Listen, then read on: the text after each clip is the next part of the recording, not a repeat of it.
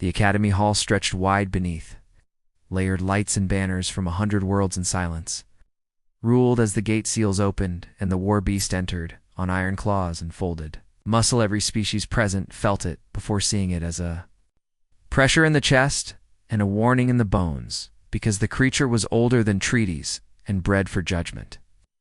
Rather than mercy, the war beast was called Grin, but the name meant little outside its handler line, and it moved with a calm that suggested nothing could surprise it. Its hide was slate gray and scar-marked, and its eyes reflected more thought than many of the cadets. Standing stiff in ordered lines, this was the final trial of the Coalition Officer program each cadet had passed. Tests of mind and strength and loyalty and fear control, now they faced the one test no species could cheat. Grin would sniff each cadet and decide whether instinct rejected or accepted them. The beast began its walk. It moved slowly down the line, breathing in stories written in sweat and pulse. Some cadets trembled, some fainted. Some stared forward, pretending courage could be willed into being.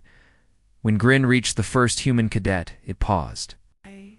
The human stood still, jaw set, eyes forward, hands open at his sides. His name was Tom, and he had been told not to move and not to meet the beast's gaze. Grin leaned in. It sniffed once. Then again a low sound rolled from its chest. The handlers froze. The observers leaned forward. The beast moved on without marking Tom as threat or weak. That alone was unusual. It continued sniffing, judging passing by.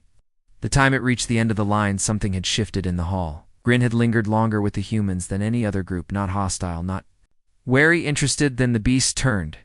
Instead of returning to its handler, it walked back toward the center of the hall.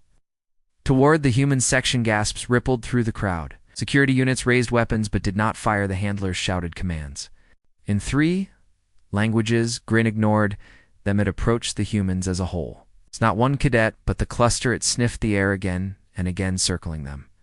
The humans remained still, though fear pressed against their ribs.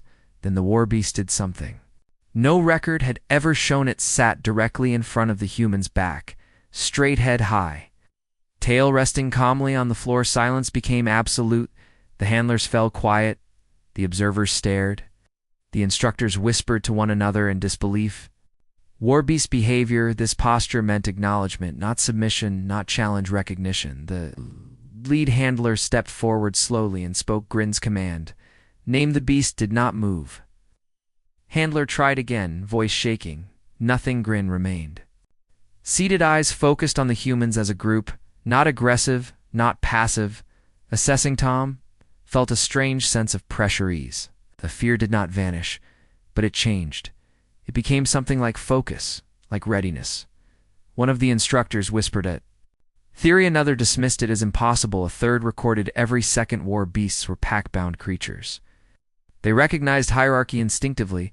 They followed strength expressed through cohesion and intent. The humans had not stood out individually. Their scores were average, their forms unremarkable together. However, they moved differently. They breathed in a shared rhythm, leaned into one another without touching. They radiated something the scanners could not measure. Grin rose. It stepped closer, so close that Tom could feel its breath. The beast lowered its massive head and sniffed once more.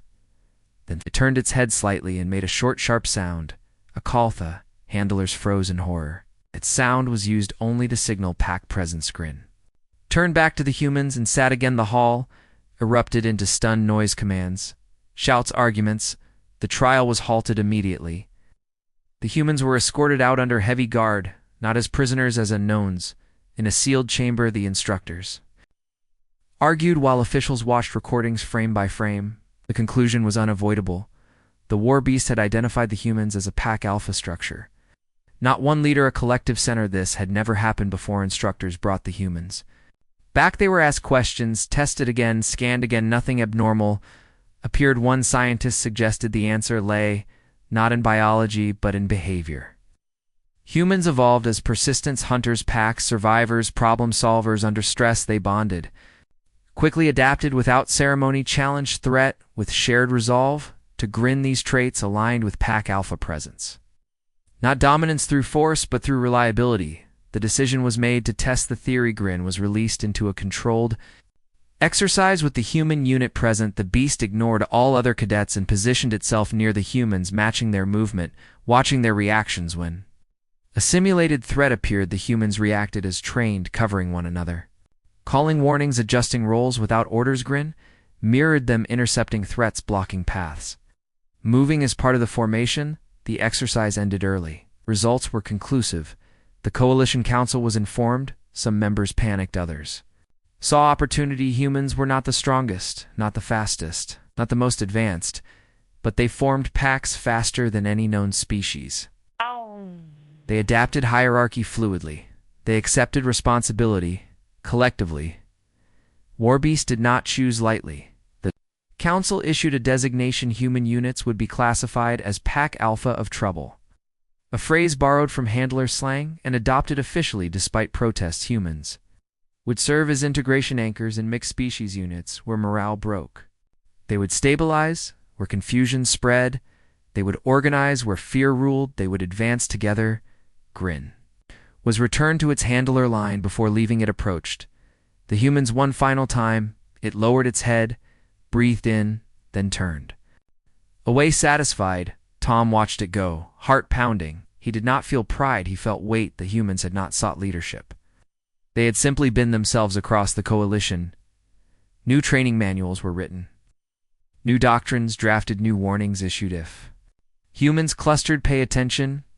If humans grew quiet, prepare. If humans stood together, facing the same direction, follow or move aside, because somewhere deep in the instincts of the oldest war beasts in the stars, humanity smelled like a pack that survived everything and kept going.